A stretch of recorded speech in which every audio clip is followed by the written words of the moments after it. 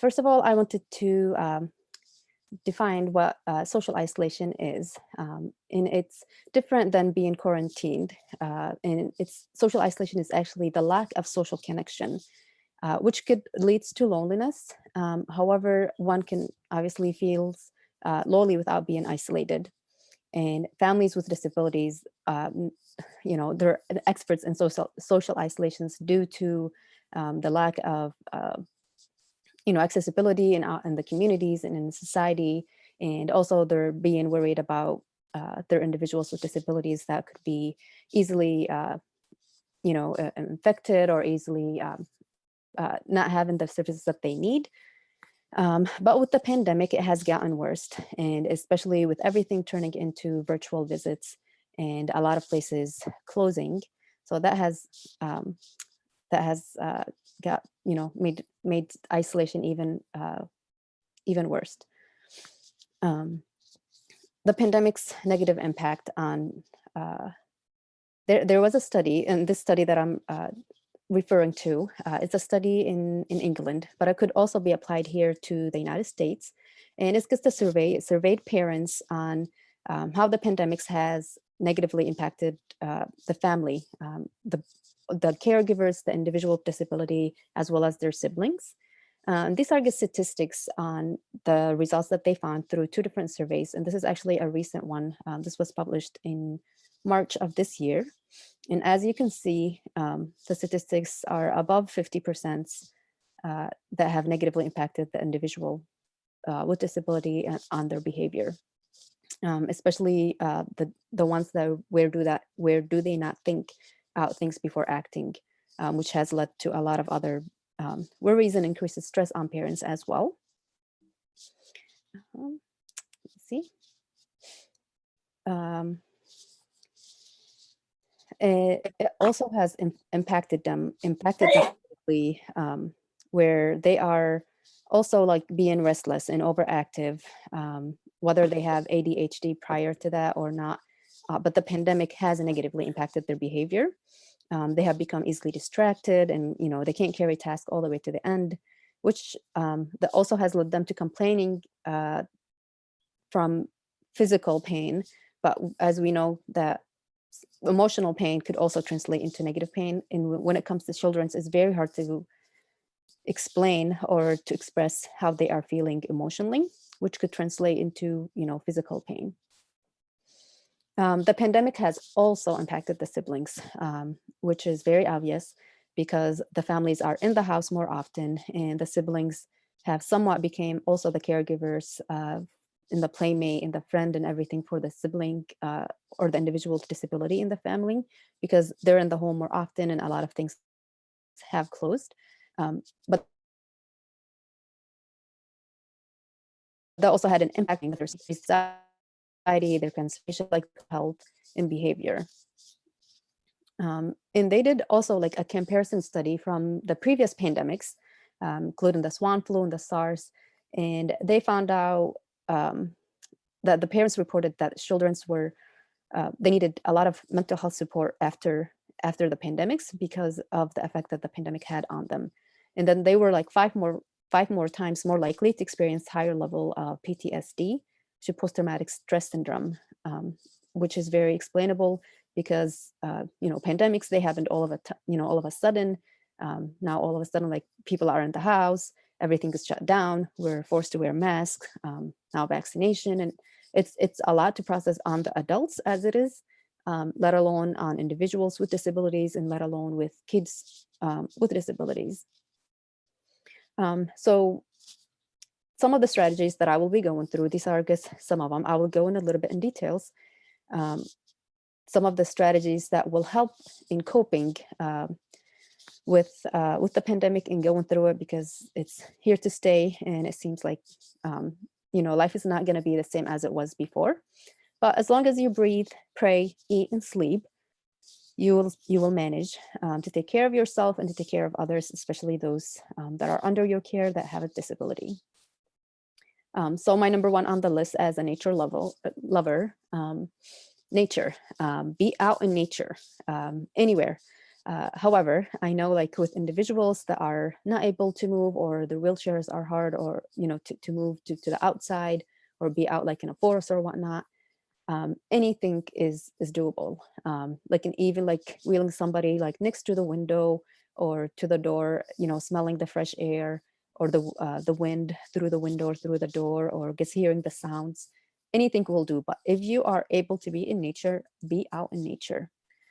This also like includes gardening. If you are one of those lucky ones that have a garden outside, that you could garden outside, it's very therapeutic. But if you cannot, you could also do some gardening inside, at the windows. You could also bring nature into the home. This includes like sand boxes or sand trays. And if you have not been introduced to kinetic sand, which I know many of you have, it's magical. Less to clean, and the kids and even like adults find it very soothing to use. Um, Also, having plants in the home and flowers, which are very affordable. So if you go to the store and you get it on your grocery shopping, you go on your grocery shopping, pick up flowers. They're very good to look at, very affordable, and they're very soothing. And that is like part of nature of having something inside nice to look at. Another one is water, any type of water. You could have a fish tank or a fish bowl, even if you don't want the fish inside. It's just the look and the view of water is very, very soothing, very calming, very relaxing. You could also like have a water fountain outside, or one of those like electric or battery operated water fountains in the home. You could also play wave sounds on your TV or on your phone, especially if your loved one is playing with the sand. It genuinely will feel like they're on the beach, especially if they're outside and you just have your phone on you, or they're inside. Kinetic sand or sandbox and wave sounds, they will genuinely feel like they're on the beach. Swimming pools are also another option, or like the swimming bowls a little bit, if you don't want like the big swimming pool, or they're not very accessible, obviously. You could also have water tables or water trays, even if the kid or the adult, could just put like their hands on it, or like their fingers, or just look at it. It's just, that's how we are alive. Like 75% of our body is out of water. So just looking at water, hearing water is very, very soothing. Um, and then another one obviously is pets and animals. Choose ones that are low maintenance pets. Dogs and cats are not low maintenance, obviously, but this picture was very cute. They even have like the little live pets, or the realistic looking pets, if you want to go the non-living way. A lot of sites now, and a lot of zoos and farms, they have virtual visits where you could access the farm through your screen. You could see a live view of the animals without leaving your home, or it could be just on your screen, whether it's the computer, or you could hook it up to your TV or on your phone. And you could be literally in your pajamas. Also, utilizing friends and families with pets, or teachers and therapists with pets. So if your child's teacher or therapist has a pet, kids are usually brave and like asking to see the pet, or the pet could be like on the screen and they join on the session. Or if you have friends and families with pets, you could ask them to bring the pet over, or you could go visit. So that way your child or the adult can just enjoy being with the pet without actually being responsible for the pet or taking care of the pet. Another option is the petting farms or the zoo. These are usually accessible, and you don't have to be in a lot of contact with individuals, which makes it like a safer trip for us. Another one you all are familiar with, which are appointments. Appointments, they come very often. They're usually very long, and with waiting, you may as well make the best out of it. Always pair an appointment with an outing, because as we know, going out to an appointment takes a lot of prep work the night before, the morning of, sometimes days before. Takes a lot of time. Sometimes, appointments, you travel for hours to get to them. And the waiting there is a long time too. So always pair an appointment with an outing, because you're already preparing, get ready to be in the car.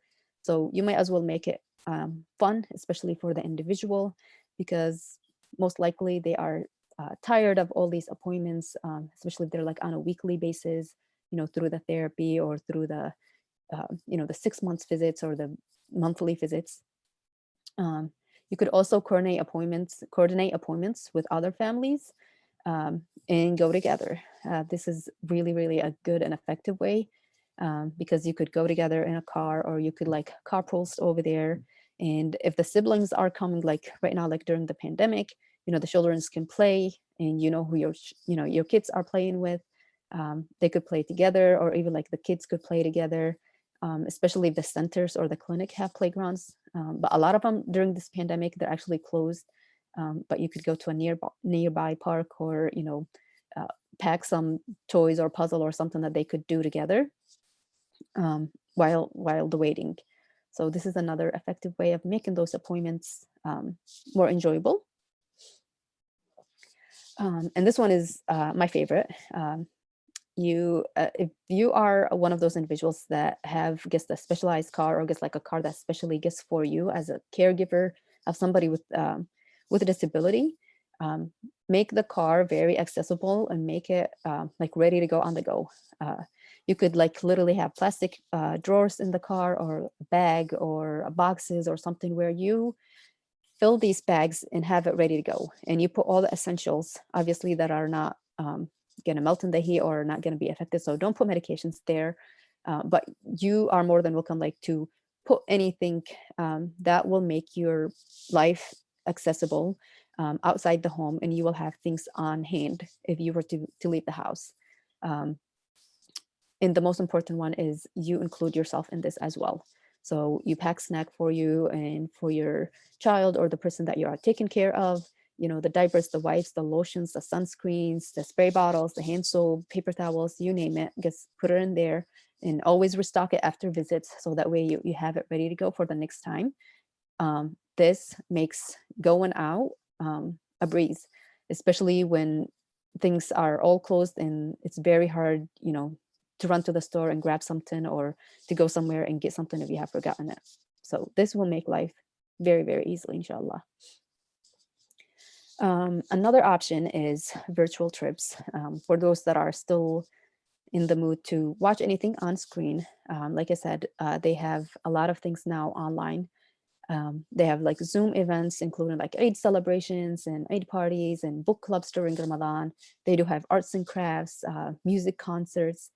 A lot of things are right now accessible online, that conferences, and a lot of things that they are not physically accessible to individuals with disabilities. So having something online is amazing. And a lot of times they would have like the closed caption, or a sign language interpreter, or things that are very accessible to individuals at home. Another effective thing to cope with is virtual calls, and make sure that they are scheduled on a consistent time. Those can be with a family member, or a playmate, or somebody from school that your child or somebody that you're taking care of could stay in touch with. This could be scheduled just like another appointment, and they are done like through FaceTime. And it could be a time where they could eat together, or play together, or just talk, or even if they're like doing something at home, they're just being together at that same time. That helps lessen the isolation aspect of it, even though it's still through a screen, but it's through a screen and it's with someone that they are familiar with or that they know of. They could also utilize social media by posting like skills or hobbies or vlogging on a daily basis. This will give an opportunity to share in awareness and educate someone. For example, like if somebody has like a rare disease, a family has like a rare disease, this is a way of like utilizing the social media to educate and bring awareness about this rare disease.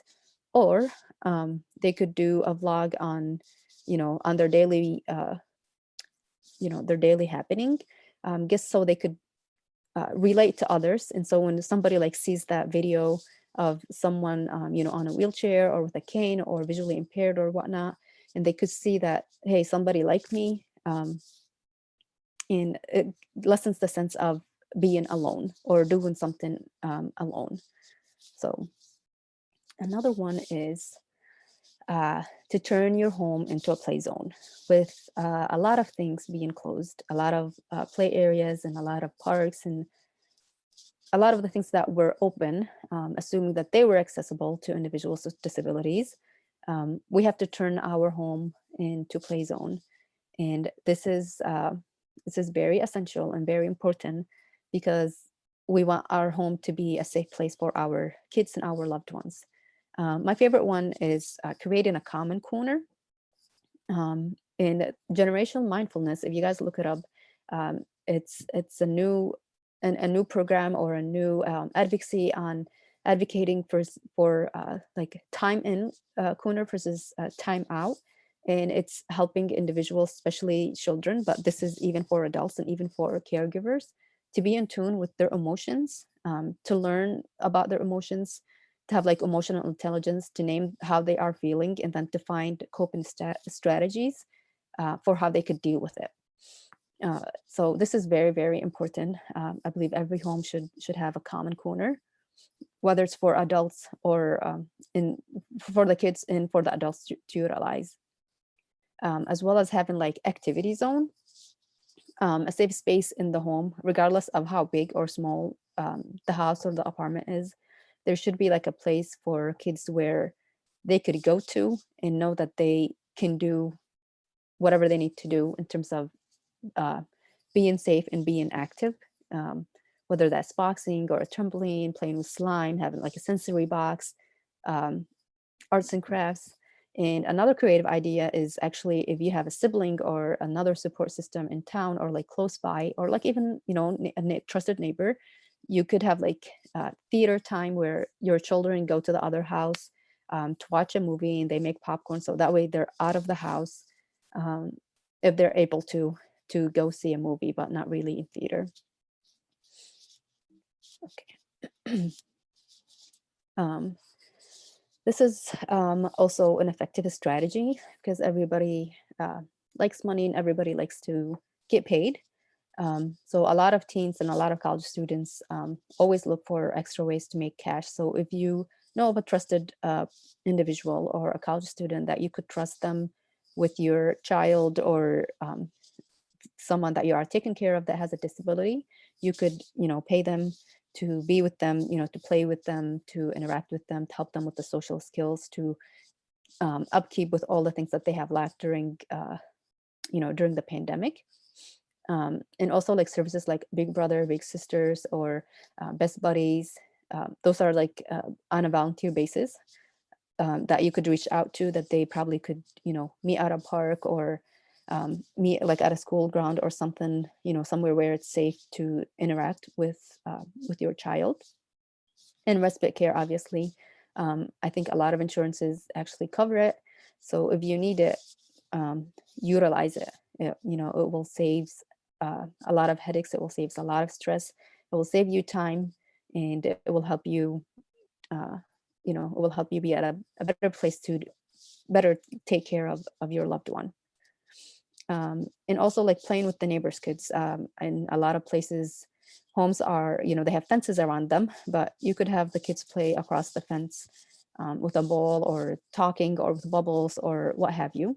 It's still very effective and it doesn't quite isolate people, but at least you know that, you know, you could be in touch with these neighbors, that they're not out and about, especially if they're a trusted neighbor. Um, uh, and the last one is to find a trusted parent to bring kids over to your house. You could join with the family, and you could agree that, you know, they don't interact with other families or they don't interact, you know, out and about, and to keep the family safe. So you just literally take your kids over there, or the kids come play over, and you know that everyone is being safe and everyone is taking the right precautions to keep everyone safe and healthy.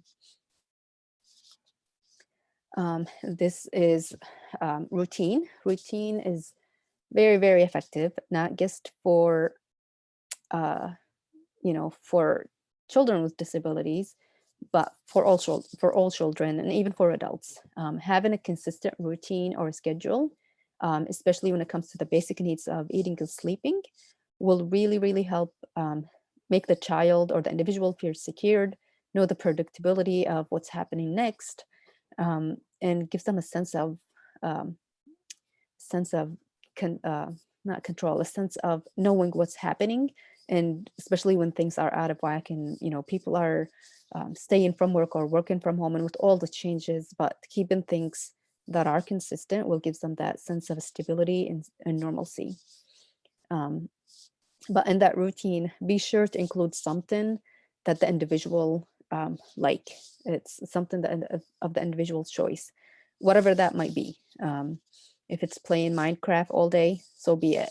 If it's playing with the water, for hours, so be it. Just be sure to be mindful of the individual's choice, and even if it's just like sitting in silence or reading the same book over and over, guess whatever it is, make sure it's the individual's choice, and just be acceptable of that. Excuse me.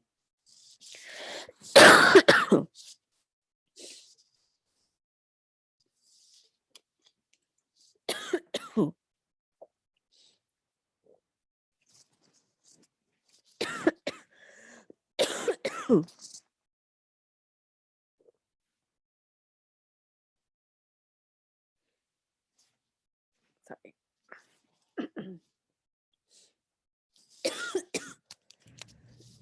Wait a moment. Yes, please. 1 second. No problem.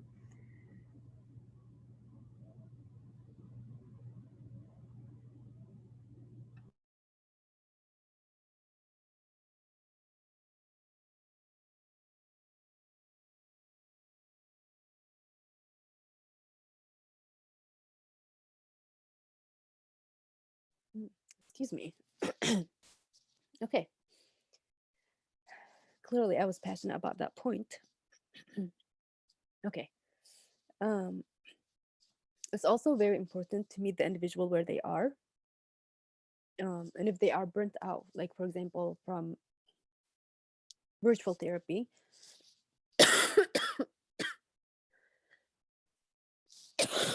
Oh my goodness.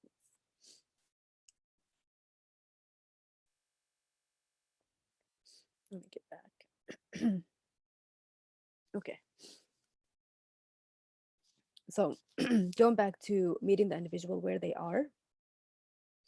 For example, if they have a lot of virtual therapy, which in a lot of cases where they have switched the in-person therapy to virtual therapy, that included like physical therapy and speech therapy, OT therapy, and a lot of therapies, which have led a lot of parents to be burnt out, a lot of individuals to be burnt out, because the parent is taking care of the child and being the therapist there for them. So if the child is burnt out from virtual therapy, don't push it. If they just need like half an hour, if they could just make it through speech therapy for half an hour, just give them half an hour. They don't need the full 45 minutes.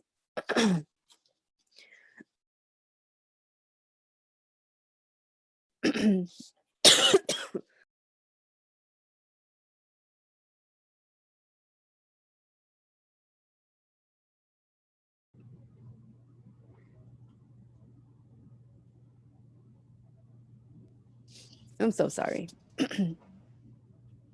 No, you're fine. Would you like us to take like a 5-minute break? Yes, please. I would appreciate that. I just have like a really bad cough. Routine and meeting the individual where they are at.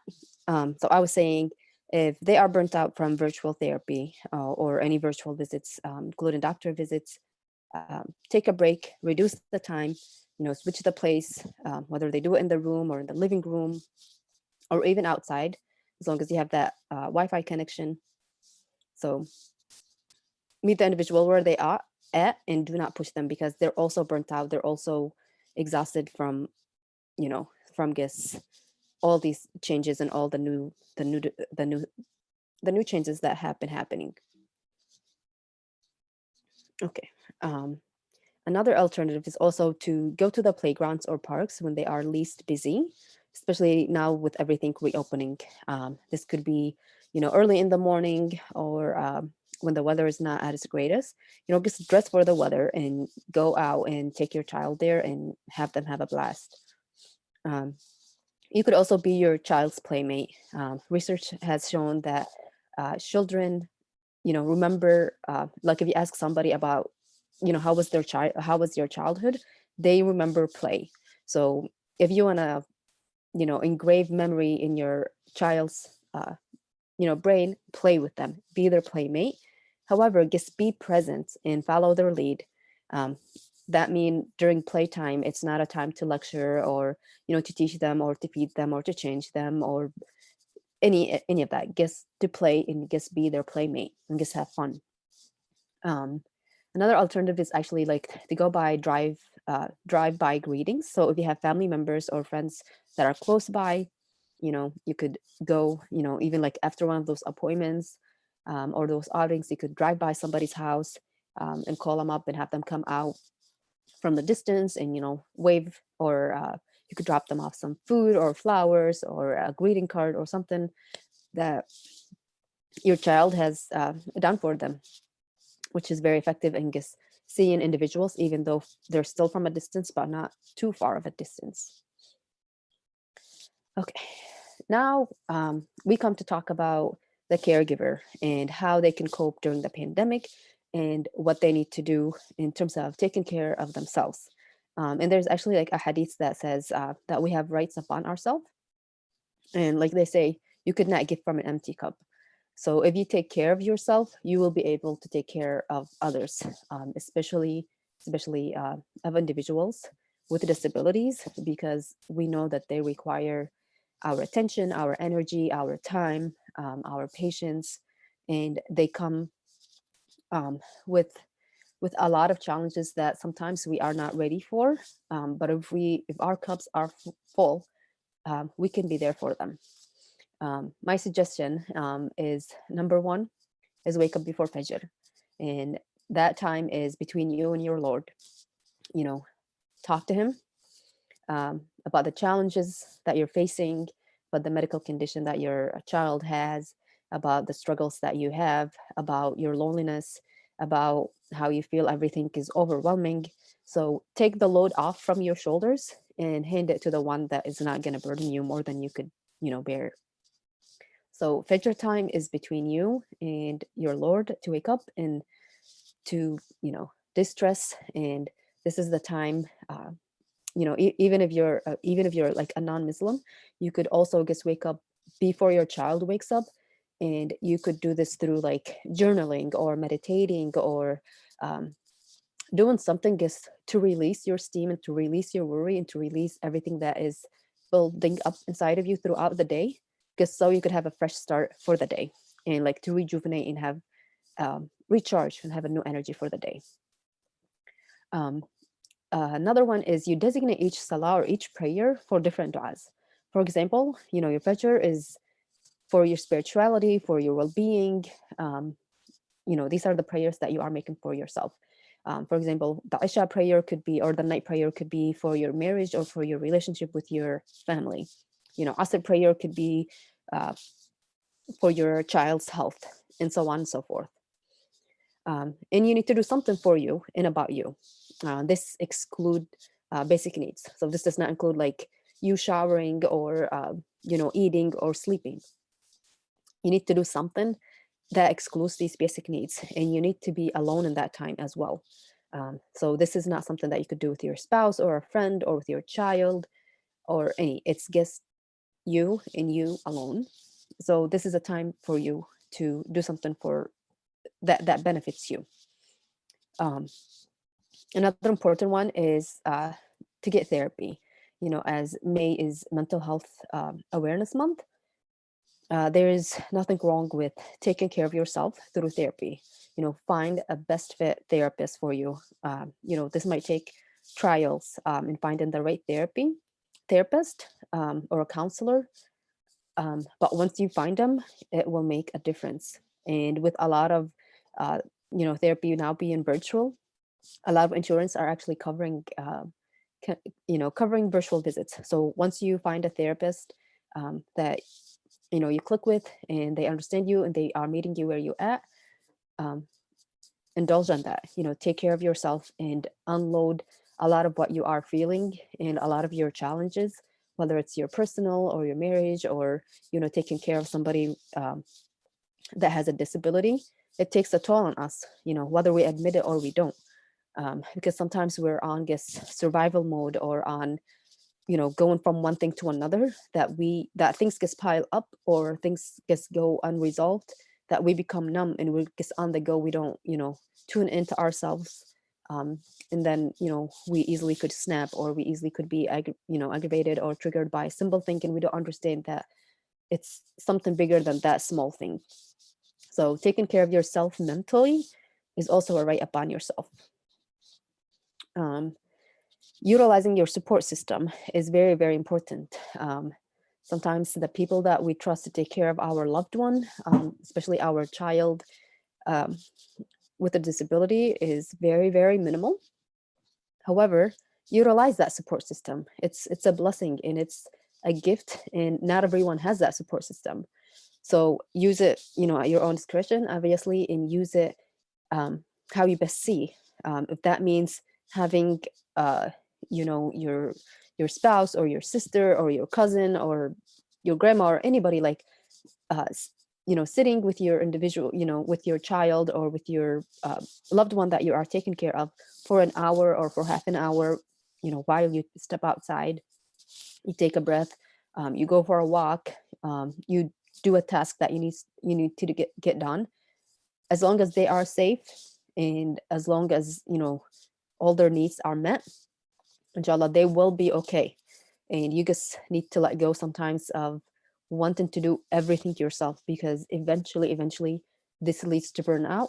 And with the pandemic and a lot of stress, and the moms or the caregivers are becoming the doctors, the nurses, the therapists, the teachers, the caregivers, the drivers, the everything. Takes a toll on your mental health, and it takes a toll on yourself. So utilize your support system and don't feel bad about it, because not everyone has a support system. So when you have it, use it and thank God for it. And most importantly, be kind to yourself. Be kind to yourself, because on any given day, no matter what you do, if at the end of the day you're still feeling like, oh, I haven't done much, or I didn't get accomplished what I wanted to accomplish, you are keeping someone alive. that's that's the end of it, most of the time, even if that means giving them the right dosage of medicine, or as simple as, crushing their medicine so they could, drink it easily. There you go. You're ready, like, save the day. You're already hero of the day. So just be kind to yourself, and don't underestimate the little and the big things that you do throughout the day.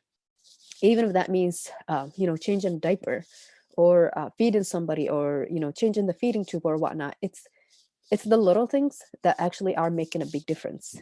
And do not underestimate that. So always be kind to yourself. And through being kind to yourself is you take care of yourself physically, through exercising. And with the pandemic and being inside, it's very hard, like, to have like gym membership. And even prior to that, it's not like you could just leave your child or your loved one at home and go to the gym for hours. But there's a fitness program it's called Amana Fitness, and it's actually run by Amina Khan. I think she is originally from Canada, but right now she's in Australia. But she does it's specifically for Muslim women at home, and it's pretty much a fitness program. She runs a boot camp uh, that does not require any equipment. So you do all these exercises to stay fit and be healthy at home without any equipments. All you need is a screen through your phone or your laptop. It's amazing. So go check it out. She also has a lot of resources on her Instagram and on her YouTube, whether it's like healthy eating, during Ramadan, or, quick exercises while you're sitting on the couch. So utilize that as well. Another important thing, in terms of wanting to do everything ourselves, is utilizing the services that saves us time and energy, even if we have to pay for it. That includes like grocery delivery, or shopping online, the meal prep kits, or the meal kits. If you have been through the grocery shopping during the pandemic, you know it takes a process. If you're waiting online, whether to get into the store or wait in line to check out, that takes a lot of time. That a lot of time we don't have this time to waste. So the grocery delivery system or service is very effective, because place your order online or on your phone, and grocery gets delivered to your door, which saves you time and energy and a headache of just waiting, especially through traffic. Oops. And I believe that is it. So having said that, these coping strategies, although they're not set in stone, I wanted to re-emphasize that individuals and families with disabilities are not new to social isolation, and they are the experts in coping and dealing with being socially isolated, because not everything is accessible in our society as it is. So these are just like few tips and things that I found through personal experience and through talking to other individuals and through research. And I hope that they are effective. And if you have any more, please do feel free to share them among each other. And inshallah, this benefits even one person. And if it does, I hope it makes someone's lives easier. And I hope we get through this pandemic healthy and strong and sane throughout the day. So thank you.